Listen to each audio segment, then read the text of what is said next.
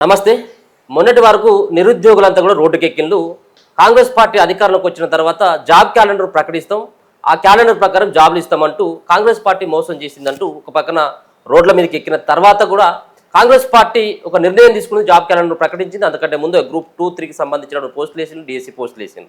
మరో పక్కన job calendar ప్రకటించిన తర్వాత ఉద్యోగాలని కాంగ్రెస్ పార్టీ విస్మరించింది. కేవలం నామమాత్రంగానే తూతూ మంత్రంగా మాత్రమే ఆ జాబ్లని నింపడం జరిగిందని చెప్పేసి నిరుద్యోగులంతా కూడా ఆవేదన వ్యక్తం చేస్తూ ఉన్నారు. వాళ్ళు రెండో తారీఖున వాళ్ళు ఒక పిలుపునివ్వడం జరుగుతూ ఉన్నది. జంగు సైరన్ అన్నటువంటి పేరు మీద నిరుద్యోగులంతా కూడా కాంగ్రెస్ పార్టీ పైన కథం తొక్కాలి, కాంగ్రెస్ పార్టీ నేతలను నిలదీయాలి, కాంగ్రెస్ పార్టీకి సంబంధించినటువంటి నేతల ఇళ్లను కూడా ముట్టడించడం కోసం జంగు సైరన్ అన్నటువంటి కార్యక్రమాన్ని 2వ తారీఖు వాళ్ళు మొదలు పెట్టుకుంటా ఉంటే 30వ తారీఖునేమో నిరుద్యోగులకు సంబంధించినటువంటి యువత సైతం కూడా ఇందిరా పార్క్ దగ్గర పెద్ద ఎత్తున ధర్నా చేయాలని చెప్పేసి నిర్ణయించుకుంటా ఉంది. మరి కాంగ్రెస్ పార్టీ ఏమో ఒక పక్కన మేము 1,60,000 ఉద్యోగాలు ఇచ్చినాం, ప్రభుత్వ ఉద్యోగాలు 60,000 ఇచ్చినాం, ప్రైవేట్ ఉద్యోగాలలో 60,000 ఉద్యోగాలు కల్పించడం వాళ్ళు చెప్తా ఉన్నారు. సో ఏంటిది కరెక్ట్? అసలు ఎందుకు మళ్ళీ రోడ్ల మీదకి ఎక్కాల్సినటువంటి పరిస్థితి ఏ విధంగా ఎందుకు వచ్చింది అన్నటువంటి అంశం పైన ఒకసారి మాట్లాడుతూ మనతో పాటు కాంగ్రెస్ పార్టీ అధికార ప్రతినిధి చెనగన్న దయాకర్ గారు. అన్న నమస్తే.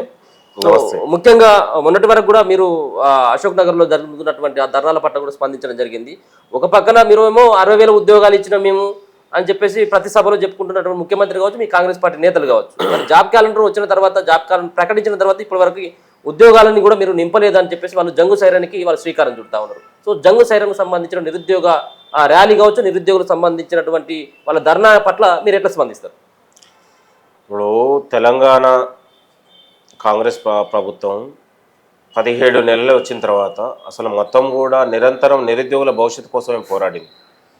దాదాపు మనం 1,00,000 ఉద్యోగాలు మనం భర్తీ చేయగలం. ప్రభుత్వ ఉద్యోగాలు ఏడాదిలోనే దాదాపు 60,000 ఉద్యోగాలు భర్తీ జరిగినాయి.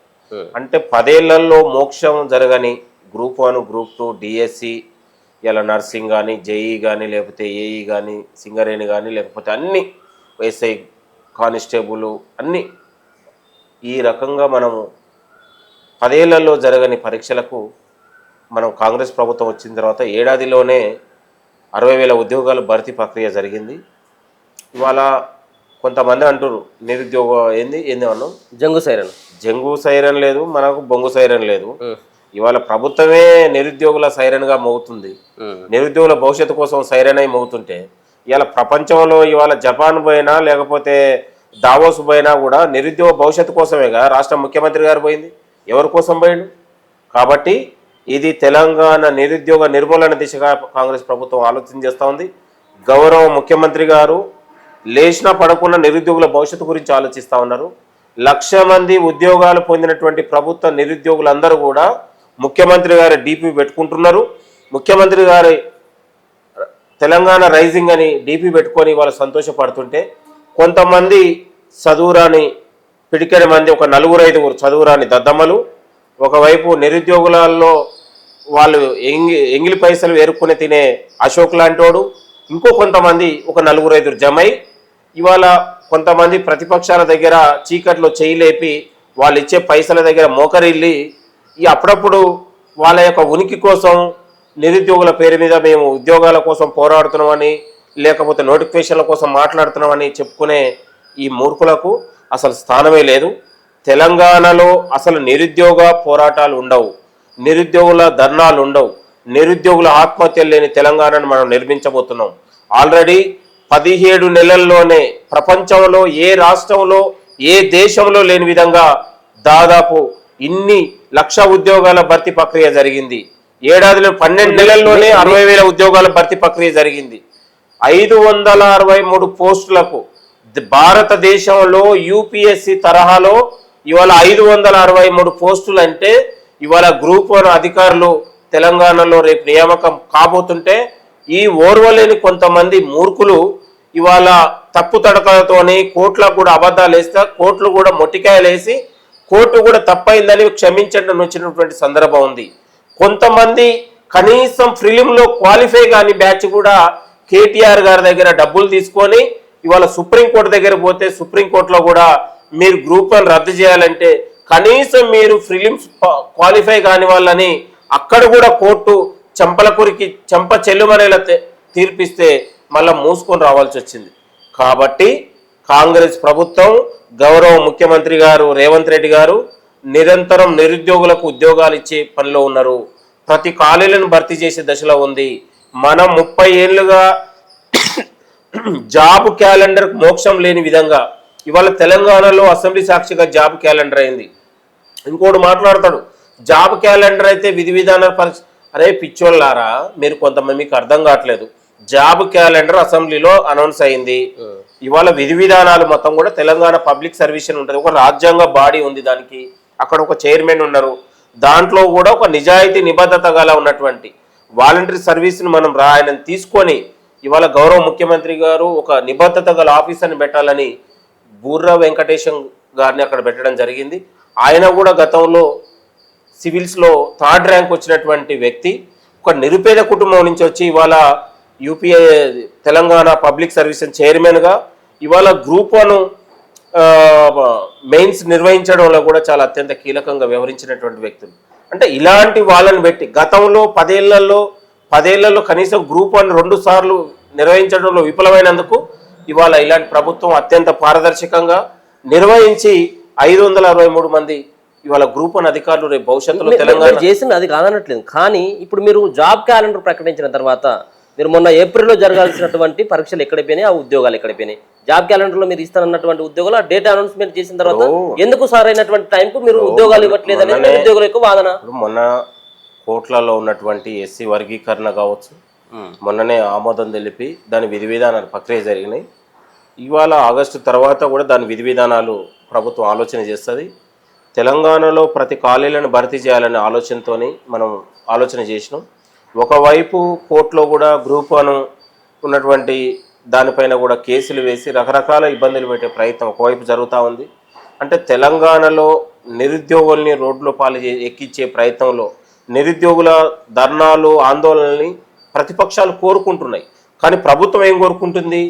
నిరుద్యోగుల ఆత్మహత్యలు లేని, ఆందోళన లేని, పోరాటాలు లేని, దీక్షలు లేని తెలంగాణను గౌరవ ముఖ్యమంత్రి గారు కోరుకుంటున్నారు. కాబట్టి పదే ప్రతి వేదికల మీద ముఖ్యమంత్రి గారు అన్నారు, ఎక్కడా కూడా మీరు ప్రతిపక్షాల మాయలో కానీ ధర్నాలు పోరాటాలు లేని ఉద్యోగాల కోసం మనం భర్తీ చేస్తాను. మీకు ఏ సమస్య వచ్చినా రండి, మేము భర్తీ చేస్తామని చెప్తాను.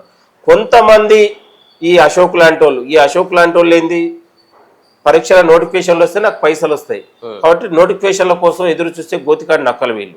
ఇంకో కొంతమంది అశోక్ నగర్లో క్వాలిఫై కాని వాళ్ళు కొంతమంది ఒక 4-5 బ్యాచ్ అయ్యి ఇవాళ బీఆర్ఎస్ పార్టీకి ఏజెంట్లుగా తయారయ్యాయి. వాళ్ళు రాజకీయ నిరుద్యోగులు గారు, వాళ్ళు బేసికల్గా బీఆర్ఎస్ పార్టీ ఏజెంట్లు వాళ్ళు.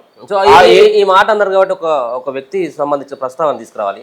నిన్నగాక మొన్ననేమో జనార్దన్ సంబంధించిన విషయంలో, సో మీరు గతంలో కూడా స్పందించారు. జనార్దన్ సంబంధించిన విషయంలో ఆయన మొదటి నుంచి కూడా కొంచెం నిరుద్యోగుల పక్షాన కొట్లాడుతూ ఉంటాడు. ఆయన మొన్న అక్రమంగా తీసుకుపోయి పోలీస్ స్టేషన్లో పెట్టిండు. సో ఇది కాంగ్రెస్ పార్టీకి ఏ విధంగా సభాపతి? నిరుద్యోగుల సమస్యలు అడుగుతాయనేది ఏమన్నా తప్ప? ఇప్పుడు ఇలాంటి వాళ్లకు చదువుల కోసం సీరియస్గా ప్రిపేర్ అయ్యే వాళ్ళు కాదు, లీడర్ కావాలనే ఆకాంక్షతోనే ఉంటారు. దానికి తోడు ప్రభుత్వాన్ని తిట్టాలి, ముఖ్యమంత్రి గారిని తిట్టాలి, సమయం సందర్భం లేకుండా వీళ్ళు మాట్లాడుతుంటారు. అతను ఎక్కడ కూడా క్వాలిఫై కాలేదు, ఎక్కడ పరీక్షలు రాసినటువంటి సందర్భం లేదు, పేరుకు నిరుద్యోగ ముసుగు వేసుకొని ఇలాంటి పనులు చేస్తా ఉంటారు. గతంలో మేము కాంగ్రెస్ పార్టీ కూడా సపోర్ట్ చేసింది, మరి ఆయన అప్పుడు ఏమనుకోవచ్చు? ఇప్పుడు చాలా మంది తెలంగాణలో ఉన్నటువంటి లక్షలాది మంది నిరుద్యోగులు కాంగ్రెస్ ప్రభుత్వాన్ని కోరుకుంటారు. అందులో అతను ఒకడు కావచ్చు. తప్ప వచ్చినందుకే ప్రభుత్వం ప్రధానంగా నిరుద్యోగుల భవిష్యత్తు మీదనే ఆలోచన చేసింది. కాబట్టే ఇవాళ నిరుద్యోగులకు ఉద్యోగాల భర్తీ చేసినాం. రాజు యువ వికాసం మనం ఏర్పాటు చేస్తూ ఉన్నాం. ప్రతి దాంట్లో నిరుద్యోగులకు మేలు జరిగేలాగా నిరుద్యోగులకు ప్రాధాన్యత కల్పిస్తూ ఉంది. కాబట్టి కొంతమంది దీన్ని తప్పుదారి పట్టించే ప్రయత్నం జరుగుతుంది. ఈ పరీక్షలపైన లేకపోతే నిరుద్యోగులపైన చిచ్చు పెట్టే ప్రయత్నం జరిగి నిరుద్యోగులతో రాజకీయం చేయాలనే ఆలోచనతో కొంతమంది కుట్ర చేస్తూ ఉన్నారు. అది ఎవరెన్ని కుట్రలు చేసినా మా వైపు చదువుకునే నిరుద్యోగులు ఉన్నారు, మా వైపు లక్షలాది మంది చదువుకొని లబ్ధి పొందినటువంటి నిరుద్యోగులే రేపు కాంగ్రెస్ పార్టీకి ఆనకట్టలాగా ఉంటారు. మరొక 10 ఏళ్ళు తెలంగాణలో నిరుద్యోగుల మద్దతుతోనే అధికారంలోకి మళ్ళీ వస్తుంది. కాబట్టి ఇది నిరుద్యోగులకు కాంగ్రెస్ ప్రభుత్వానికి విడదీయరని అనుబంధం ఉంది. ఈ కాంగ్రెస్ ప్రభుత్వం వచ్చిన తర్వాతనే మాకు న్యాయం జరిగిందనే భావన నిరుద్యోగులలో ఉన్నది. నిజంగా రాజకీయాలకు సంబంధం లేని నిరుద్యోగులు మా వైపు ఆలోచిస్తూ ఉన్నారు. పోటీ పరీక్షలకు సీరియస్గా ప్రిపేర్ అయ్యే విద్యార్థులు పుస్తకాలు పట్టుకొని చదువుకునే వాళ్ళ గురించి మేము ఆలోచిస్తూ ఉన్నాం.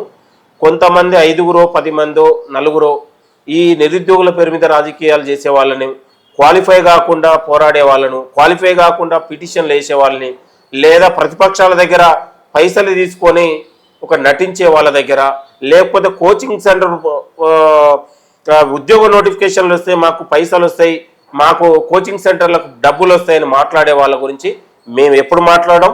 వాళ్ళని సమయం వచ్చినప్పుడు ప్రతి చోట మేము ఎండగడుతూనే ఉంటాం. అంటే రేపు జరగనున్నటువంటి జంగు సైరన్ కానీ ఈ మహాధర్నాలకు సంబంధించిన నిరుద్యోగుల మహాధర్నాలు కానీ వాళ్ళు ఇలా పాల్గొన్నటువంటి వాళ్ళందరూ కూడా నిరుద్యోగులు కాదు. నిరుద్యోగులు ఎక్కడ వెళ్ళరు, చదువుకునే నిరుద్యోగులు, పరీక్షలకు ప్రిపేర్ అయ్యే విద్యార్థులు ఆ జంగు సైరన్కు వెళ్ళరు, అశోక్ దగ్గరికి వెళ్ళరు, ఇంకో దగ్గరికి వెళ్ళరు. వాళ్ళే కొంతమంది లంపెన్ గ్యాంగ్ తయారై వాళ్ళే క్రియేట్ చేసుకుంటారు తప్ప అది నిరుద్యోగులకు సంబంధం లేదు. అది నిరుద్యోగులకు ఉపయోగపడేవి కావు. వాళ్ళు నిరుద్యోగుల భవిష్యత్తును వాళ్ళు ఆడుకుంటా ఉన్నారు తప్ప ప్రభుత్వం నిరుద్యోగుల భవిష్యత్తు నిలబెడతా ఉంది. ఇవాళ నిలబెడుతుంది కాబట్టి స్కిల్ యూనివర్సిటీ కావచ్చు, యంగ్ యూనివర్సిటీలు కావచ్చు, తెలంగాణలో మనం అనేక ఉన్నాలుగా ఇవాళ జపాన్ పైన, దావోస్ పైన ఇక్కడ పెట్టుబడులు పెట్టి ఇవాళ ప్రభుత్వ రంగాల్లో, ప్రైవేట్ రంగాల్లో, సాంకేతిక రంగాల్లో, ఇండస్ట్రియల్ రంగాల్లో కూడా ఉద్యోగాల్ని క్రియేట్ చేసి లక్షలాది మంది ఉద్యోగాల్ని క్రియేట్ చేసి ఇక్కడ భవిష్యత్తు నిలబెట్టాలనే ఆలోచనతో డిగ్రీ చదివినటువంటి విద్యార్థికి కూడా ఆ డిగ్రీ అయిపోగానే ఉద్యోగస్తుల కుటుంబాలు నిలబెట్టాలనే ఆలోచనతో మనం ఆలోచన చేస్తూ ఉంటే కొంతమంది పిడికెడు 5-6 మంది దీన్ని ఒక పొల్యూట్ చేసి నిరుద్యోగుల దగ్గర లేనిపోయిన అపోహలు కల్పిస్తూ ఒక చెడగొట్టే ప్రయత్నం జరుగుతూ ఉంది. ఎవరు ఏం చెడగొట్టినా ప్రభుత్వం ఒక పారదర్శకంగా ఉంది. ప్రభుత్వమే నిరుద్యోగుల భవిష్యత్తు గురించి ఆలోచిస్తూ ఉంది. నేను కాక మన అచ్చంపేట పైన కూడా నిరుద్యోగుల గురించి ఆలోచన చేశారు ముఖ్యమంత్రి గారు. నిరుద్యోగులకే పెద్దన్న పాత్రగా రేవంత్ రెడ్డి గారు ఉన్నారు. ఇంకా వాళ్ళ ఉన్నప్పుడు మనం ఇప్పుడు వడ్డించే వాళ్ళే నిరుద్యోగుల గురించి ఆలోచిస్తూ ఉన్నారు. ఈ రాష్ట్ర రథసారథే నిరుద్యోగుల భవిష్యత్తు ఎట్లా మనం ఆలోచన చేయాలనేది ఉంది. కాబట్టి ఎవరు ఆందోళన చెందాల్సిన అవసరం లేదు. ఎవరు కొంతమంది దీన్ని గందరగోళపరిచి ఇవాళ కొంతమంది ప్రతిపక్షాలకు లబ్ధి జరిగేటట్లు వ్యవహరిస్తూ ఉన్నారు. కాబట్టి ఈ రాష్ట్రంలో నిరుద్యోగులందరికీ నేను కోరుతున్నాను, మనకు నిరుద్యోగుల పెద్దన్నగా మన రేవంత్ రెడ్డి గారు ఉన్నారు, మన ముఖ్యమంత్రి గారు ఉన్నారు. మీరు ముఖ్యమంత్రి గారిని నమ్ముకోండి, కాంగ్రెస్ ప్రభుత్వాన్ని నమ్ముకోండి. మీ భవిష్యత్తుకు భరోసా మాది, మీ భద్రతకు మాది. కాబట్టి మీకు ఏదైనా సమస్యలు ఉన్న స్థానికంగా ఎమ్మెల్యేల దగ్గరికి, మంత్రుల దగ్గరికి వెళ్ళి చిన్న లెటర్ ఇస్తేనే మీ పరిష్కార దిశగా ఉంటుంది తప్ప ఇలాంటి కొంతమంది ఈ బీఆర్ఎస్తోని ఇంటర్నల్గా బీజేపీ పార్టీలతో అంటగడిగినటువంటి ఈ దొంగల దగ్గరికి వెళ్ళొద్దని కూడా నేను తెలంగాణ నిరుద్యోగ యువతకు పిలుపునిస్తా ఉన్నాను.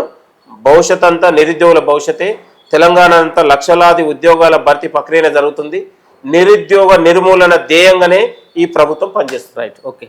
సో మొత్తానికైతే వాళ్ళు తలబెట్టినటువంటి జంగు సైరన్ అన్నటువంటి ఆ కార్యక్రమం ఏదైతే ఉందో అదంతా కూడా నిరుద్యోగులు చేసేది కాదు, కొంతమంది కోవట్లు, వివిధ పార్టీలకు ఉన్నటువంటి కోవట్లు చేసేటువంటి ఆ ధర్నాగా చూడాలి తప్పించి నిరుద్యోగులు ఎక్కడ కూడా రోడ్డుకి ఎక్కేటువంటి పరిస్థితి లేదు. మరో పక్కన మేము ఉద్యోగాల కల్పన ధ్యేయంగానే రాష్ట్ర సర్కార్ పనిచేస్తుంది, ముఖ్యమంత్రి రేవంత్ రెడ్డి గారు ఆ దిశగానే ఆలోచిస్తున్నారు అన్నటువంటి అంశాన్ని చెనగన్ దయాకర్ గారు అయితే చెప్తా ఉన్నారు. చూస్తూనే ఉండండి మనతో.